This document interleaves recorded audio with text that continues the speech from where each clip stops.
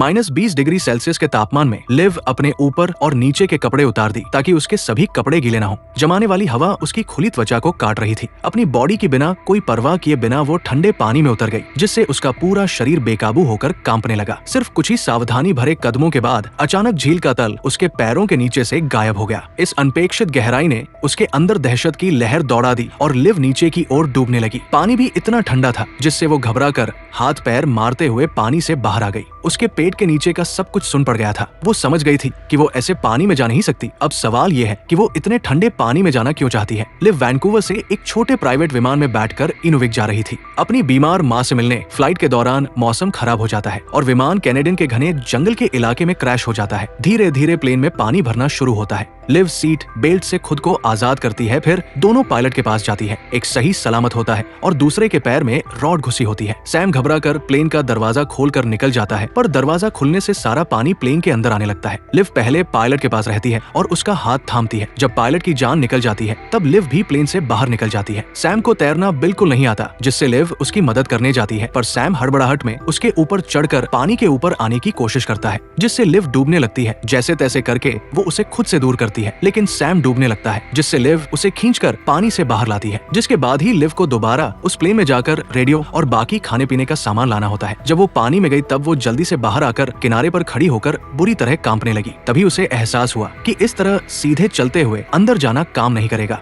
जल्दी सोचते हुए उसने किनारे पर बिखरे हुए कई लकड़ी के लट्ठे इकट्ठे किए और उन्हें एक साथ जोड़कर पानी तक ले जाने की कोशिश की, पर वो सभी लकड़ी को पानी तक नहीं ले जा सकी। दूसरे दिन उसने सिर्फ एक लकड़ी के बड़े टुकड़े को पानी में धकेल दिया। लकड़ी के सहारे वो दोबारा झील में उतरी, लेकिन इस बार उसने पूरे कपड़े पहन रखे थे, क्योंकि बिना कपड़ों के पानी उतरना उसकी हिम्मत नहीं पड़ी। इस बार उसने उस तैरते हुए लट्ठे को कसकर पकड़ा और उसके जरिए धीरे धीरे वो प्लेन के पास पहुंच गई। उसका लक्ष्य साफ था, डूबे हुए प्लेन के अंदर मौजूद सप्लाई सैटेलाइट फोन और रेडियो को निकालना। जब वो डूबे हुए प्लेन के ठीक ऊपर पहुंची, उसने एक गहरी और स्थिर सांस ली और नीचे की ओर चली गई। जैसे जैसे वो नीचे उतरती गई, ठंड और भी ज्यादा बढ़ती गई। धुंधले मलबे के अंदर उसके हाथ बेतहाशा टूटे फूटे टुकड़ों और तैरते मलबे में तलाश करने लगे। वो घबराहट में सैटेलाइट फोन ढूंढ रही थी, लेकिन उसे वो नहीं मिला। उसके फेफड़े जलने लगे और सीने में दबाव बढ़ता गया। उसे पता था कि वो ज्यादा देर तक सांस नहीं रोक पाएगी। मजबूर होकर उसने पास में पड़े 2 बैकपैक पकड़ लिए और अपनी बची हुई सारी ताकत से ऊपर की ओर तैर गई। वो सतह को चीरते हुए बाहर निकली। लंबे समय तक बर्फीले पानी में रहने से उसका शरीर लगभग सुन्न हो चुका था। उसके हाथ पैर भारी और सुस्त महसूस हो रहे थे।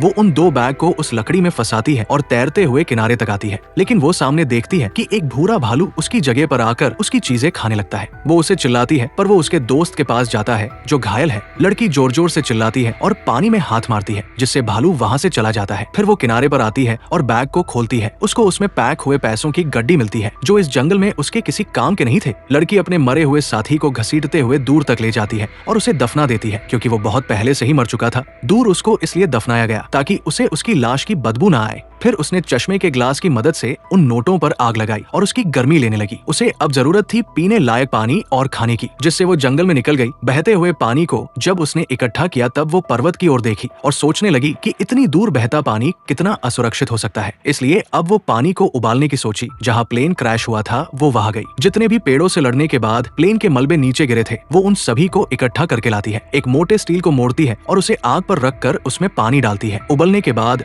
वो उसे पीती है, जिससे 3 दिनों की प्यास बुझती है। फिर वो खाने के लिए छोटी मछलियों को पकड़ने की कोशिश करती है। जब उसके हाथ एक भी मछली नहीं लगती, तब वो सिलाई किट से धागा निकालती है और उसे एक लकड़ी की छड़ी से मजबूती से बांध देती है। सही हुक न होने की वजह से उसने अपनी एक बाली को उसके सिरे पर बांध दी। एक अस्थायी कांटे की तरह घुटनों तक पानी में खड़ी होकर वो धैर्य से इंतजार करने लगी। एक मछली फंसी, पर वो इतनी बड़ी थी कि वो धागा टूट गया। लड़की ने मछली पकड़ने की आस छोड़ दी। फिर वो खाने की तलाश में उस जंगल में भटकती रही। उसे कुछ बैर जैसे फल मिलते हैं, वो उन्हें तोड़ती है और अलग अलग किस्म के फल को 3 अलग अलग डिब्बों में रखती है। सबसे पहले वो एक भालू की टट्टी में उन बीजों को खोजती है जो उसके पास थे। उसने दोनों बीजों को मिलाया, जिससे उसे ये पता लगा कि उसके पास कौन से बैर है जो सुरक्षित है। वो उन्हें पानी में उबाल कर खाती है, पर आधे घंटे के बाद वो उल्टी कर देती है। अगले दिन जब वो बैरीज की तलाश में जाती है, तब बारिश होना शुरू हो जाता है। वो भागती हुई आती है और बाकी डिब्बों को खाली करके उसमें पानी भरने के लिए रख देती है। शाम तक बोतलें भर चुकी थी। जैसे ही वो उन्हें समेटने लगी, तब उसे एहसास हुआ कि उसे रात के समय रोशनी दिख सकती है। निशान छोड़ते हुए वो पहाड़ के किनारे तक गई। उसकी नजर दूर कहीं एक हल्की चमक पर पड़ी। रात में रोशनी का मतलब सिर्फ एक ही हो सकता था, इंसान। कई दिनों के बाद उसके सीने में उम्मीद की लहर दौड़ गई। अगली सुबह जल्दी उठते ही उसने अपना थोड़ा बहुत सामान पैक किया और उस दूर की रोशनी की दिशा में चल पड़ी। उसका दिल उत्साह से तेज धड़क रहा था। उसे यकीन था कि शायद अब बचाव करीब है। 5 किलोमीटर जाने के बाद उसने जमीन पर कुछ देखा। जमीन पर किसी के पैर के ताजे निशान थे। पहले तो उसे लगा यहाँ से कोई गुजरा होगा, लेकिन जब उसने अपना पैर उस निशान पर रखा तब उसे पता लगा कि ये उसी के पैर के निशान है।